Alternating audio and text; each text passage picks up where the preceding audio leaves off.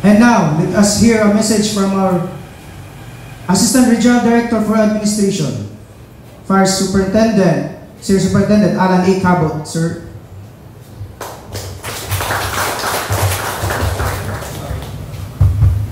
Hello. To our ARDOS, Senior Superintendent Villaperte, our RCS, Senior Superintendent Fabre, other key officers, commission and non-commission officers, mayong buntag sa tanan. No, gamay lang na announcement, considering that our RD is not around, he is with our fire chief, no, kabisita siya sa Marawi. So, nasa sa Iligan ata nag-stay.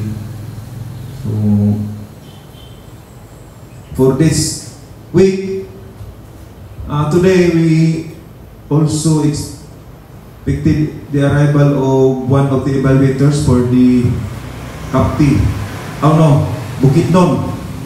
For the information, out of those recommended na mo sa praise for the award, for the national award, no, only the Bukidnon and CAPTI nakaabot sa top 5 finalists. So ang Bukidnon is for the best OPFM and the CAPTI is the best district office. So hopefully, no, dunay makuan, dunay mo daw gana, and lahi sila og evaluator, team og evaluator, no. Ang Bukidnon scheduled today and tomorrow. So karon maabot ang evaluators nila, and by 24 maabot pod ang evaluator sa CAPTI. So hopefully, no, by the way, ang team leader sa CAPTI headed by Chief Superintendent Castro, and sa mag-evaluate sa province headed by Chief Superintendent Rahiras. So expected nga mag-render sila o courtesy call din sa ato. So mamaliyog lang ko pamlimpyo gamay sa mga limpyo nun, kay as per assigned protocol kwan officer si Chief Inspector Villaruya, mahapit pa kuno si Sir Rahiras din pero wala man si kwan kasi kung sa iyang plano, but sa part sa ilang itinerary is din mo agi sa region before sila mag-proceed sa Bukidnon.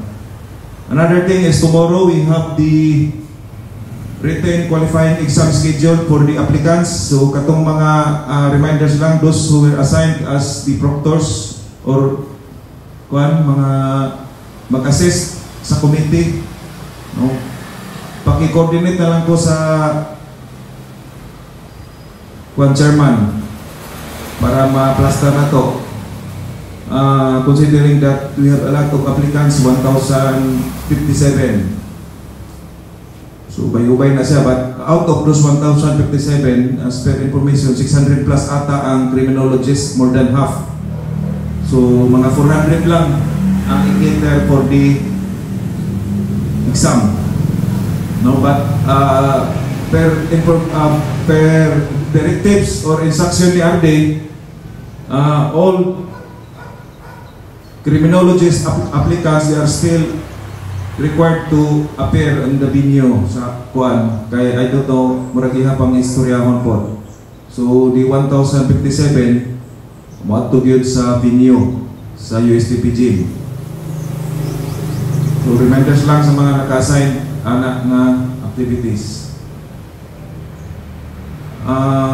For information, basin matingala mo, there were a lot of new faces din sa regional office. So dati mga bago nga mga personahe, madungagan na to ang kagwapo o kagwapa, kinain na dugang, no.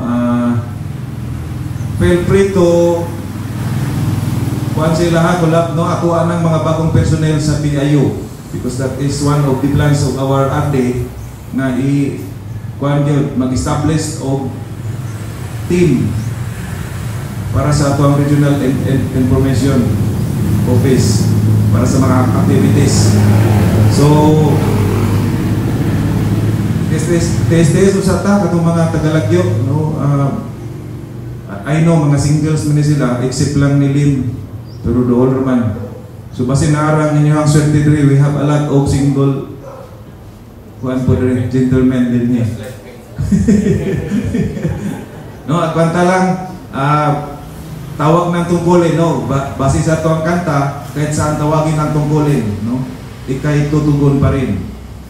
So, hopefully, during this incoming recruitment, doon na napuntay mas scout na medyo mas talented gihapon. So, pasa-pasa lang na sa baton, no? But for the meantime, tiis nung sa ta to serve our region. Once again, salamat sa inyong pagkanhi and have a fruitful week ahead of us. Thank you.